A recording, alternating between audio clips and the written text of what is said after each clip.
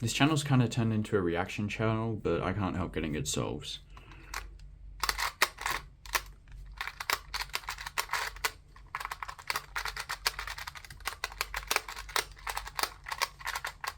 So this is reconstruction of my 2.73 clock PV single, which is WA state best. And I'm going to try and go a bit more in depth this time than my previous reconstruction, although this is not a 7-sample tutorial, although I could make one if you wanted. So hold in just this orientation, like the one where you finish scrambling, and we get this pair, this almost block, and this almost pair on the back. Now I considered going for this because if you put it in this orientation, you get this big left block, but I decided against it because this block does still like count for something. So you start memorization by seeing on the front side, seeing how many ticks this clock needs to get to this clock, in which case that is -1 tick.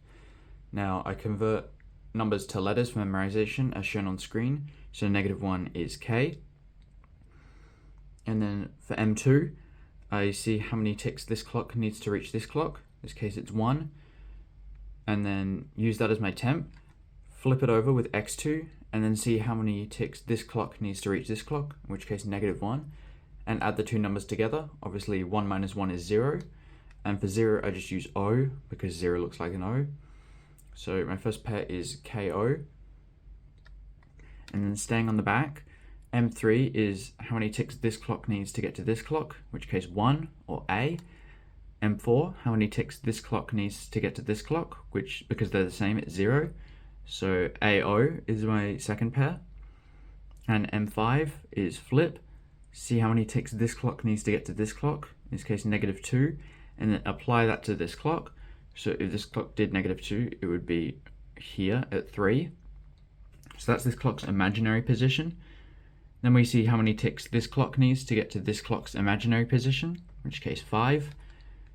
Flip that over and apply the temp, in this case 5, to this clock, which puts it here, and see how many ticks this clock needs to get to this clock, which is 1, and then apply that to this clock. And 1 just puts it at 0, so the M5 is 0. And finally M6, start off by seeing how many ticks this clock needs to get to this clock, in which case it's 2, and then apply that to this clock, which puts it at 1, so you take 1 as a temp. And then we see how many ticks this clock needs to get to this clock, in which case 4, take that as another temp, and then see how many ticks this clock needs to get to this clock, in which case 0, and then we just add the 3 temps. So 1 plus 4 plus 0 is 5, or E. So my entire memo is KOAO OE, or -1 0 1 0 0 5. And X2 to start execution, everything except DL up, and then perform M1 on DL and M2 on UR, obviously M2 0. Then I have both the right pins up, and perform M3 on UR and M4 on UL. Just the DR pin up, and we build this 2x2 in the top left. And then put the pins diagonal with UL DR, and apply M5 to UL and M6 to UR. Put the pins in, put just the UL pin up and build the 2x3 on the left.